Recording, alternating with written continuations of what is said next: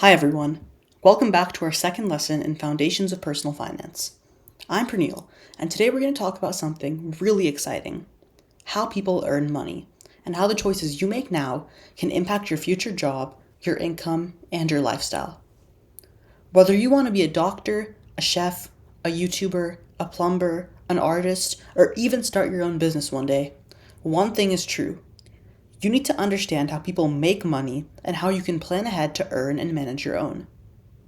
Learning this now gives you more options and confidence in the future when it comes to handling and earning your money. Here's what we're going to learn today. We'll explore the different types of income, and there's more than just having a job. We'll learn what gross and net income mean and why that difference matters a lot. We'll connect education, training, and life skills to how much people can earn. And we'll also begin to think about your future career options and how they might fit your personality, goals, and lifestyle.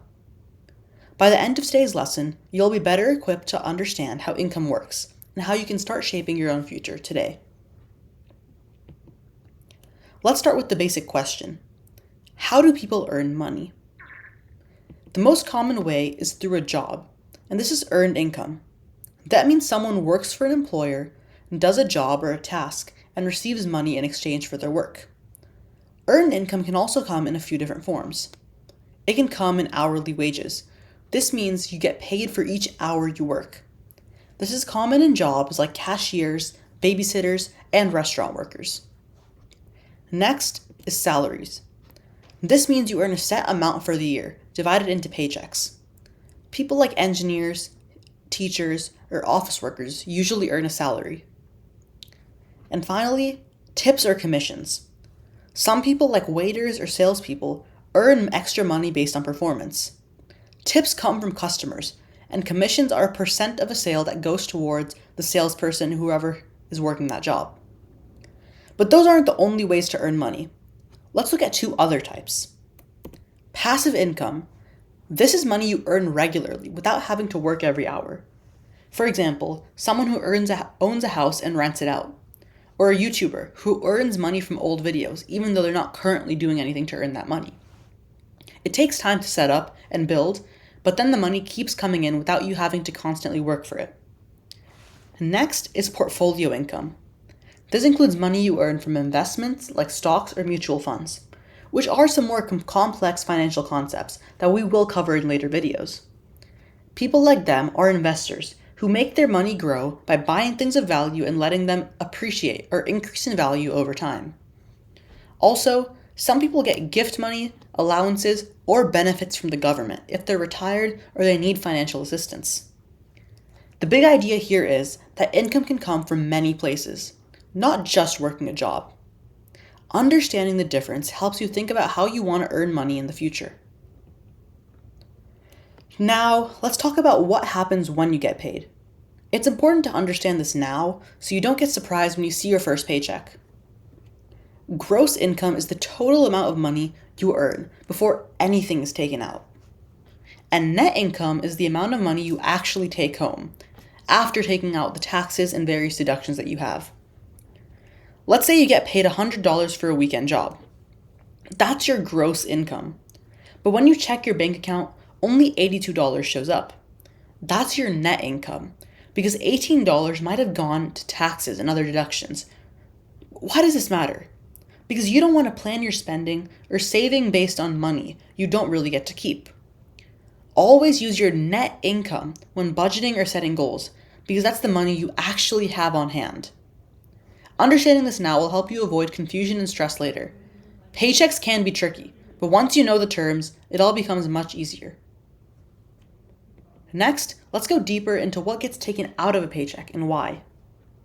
When you work and earn income, part of that money is taken out as taxes. These taxes are required payments to money to the government to help pay for things that we all use and need, like public schools, roads, libraries, emergency services like the fire department, and many, many more things. Here are the main types of deductions from a paycheck. First is federal income tax, which is paid to the United States government to fund national programs. Then comes state income tax, which is paid to your state to help fund local services like schools or roads. This tax is in most US states, but some states like Texas actually don't have a state income tax. Next is Social Security tax, which helps provide income for people when they retire or if they have a disability. So for example, once you turn 65 and you retire, you'll keep on receiving those benefits from Social Security to keep you living if you don't have a retirement fund. And next is Medicare tax, which helps older people pay for healthcare. And there are also other optional deductions, like health insurance or retirement savings, which some jobs offer. And when you get your first job, you'll get a form called a pay stub that shows exactly what was taken out of your gross income. It's like a receipt for your paycheck and helps you understand where your money is going, especially in regard to those taxes and deductions I referenced earlier. Taxes may not be fun, especially knowing that you're only actually taking home a smaller portion of your income.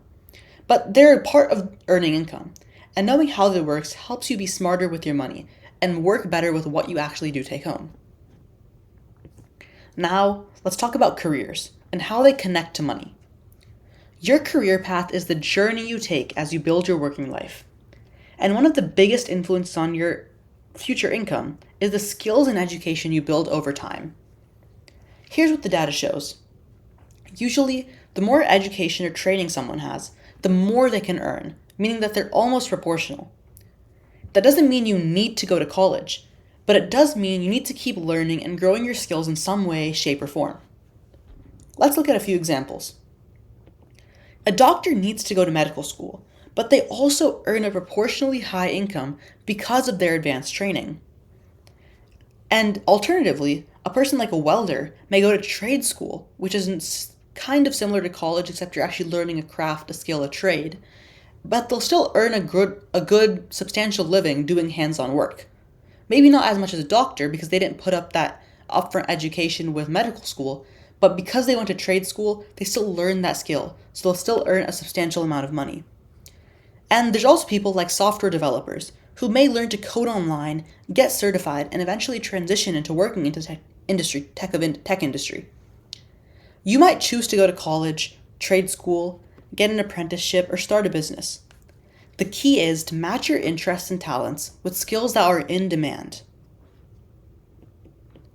Let's compare a few different career paths so you can see how different careers work. So, for example, let's take a veterinarian. Typically, they take 4 years of college plus 4 years of vet school. So when you're thinking about your career, make sure to take into account how long you're actually going to go to school to specialize in that career path. Because for some people, they might not want to, start their career once they're 26. They might want to start when they're 22 right out of their college. And so for a veterinarian, their average income is pretty high on the scale of average income in the United States. The job outlook, which essentially means how in demand is your job. So are people still looking to hire this job? So in the case of veterinarians, they are in very strong demand as people are getting more pets. And in terms of skills, you need to have a good scientific understanding, communication, and that overall empathy and caring attitude towards animals. And this is just kind of a quick graph that you can see how veterinarians, they put up that money up front for college and vet school, but they eventually make that back in their average income as the years go by. And so next let's look at an electrician. So electricians typically require a high school GED or diploma, then trade school, which is typically 1 to 2 years, but there's even programs that are 6 months long, and an apprenticeship, which is where you work under someone who's already certified and trained in the skill or trade that you're participating in. And they help teach you the ropes and the nitty-gritty details of the actual job. And so the average income is medium to high, and the job outlook is very strong as the United States and many other countries are still industrializing and getting more advanced. And some of the skills include problem solving, hands-on work, and safety. And this is the average annual mean wage of electricians by state. So as you can see, if you kind of zoom into your computer and look at the graph, you actually make a substantial amount of money every year, even working this job, even though you didn't go to college.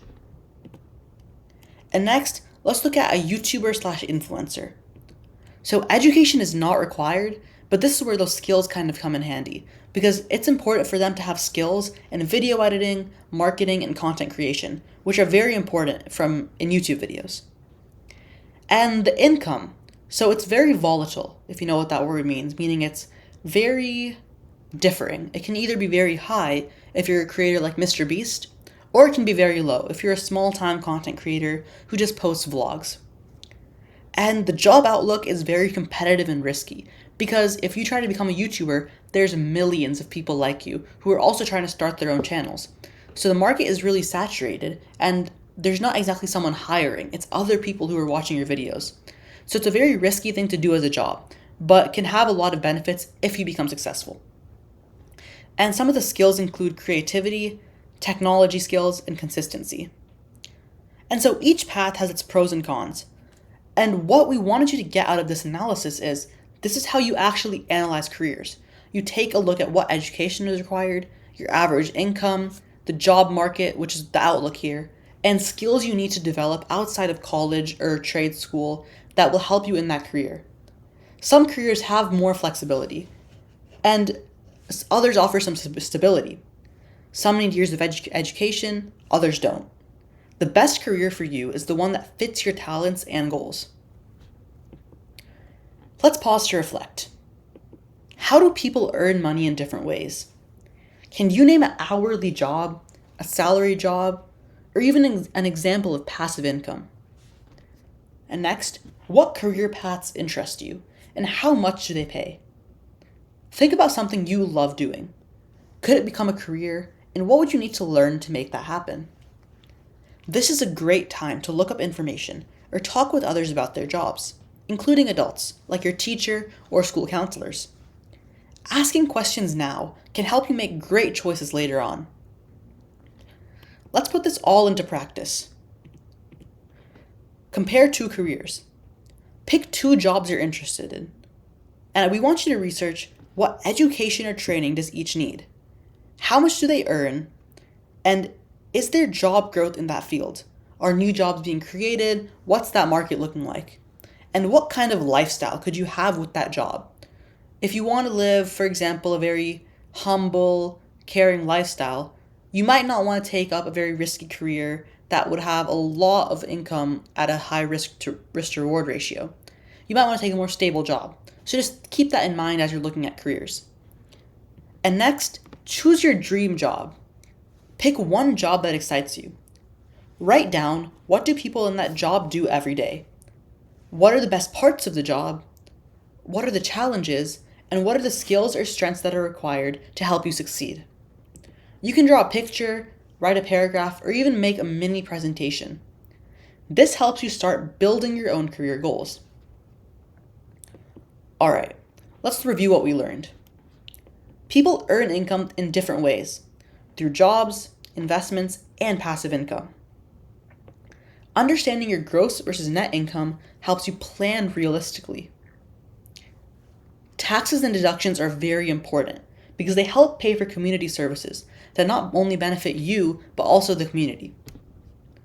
Your career choices, what you do, and how you train for it affect how much money you can earn and what kind of life you can build. There are many paths to success: college, trades, entrepreneurship, and many, many more. What matters is that you match your path to your interests, skills, and goals. You did a great job today. And next lesson, we'll dig into something super useful: budgeting, which is how to create a plan for your money so it works for you. I can't wait. See you next time. Pernille signing out.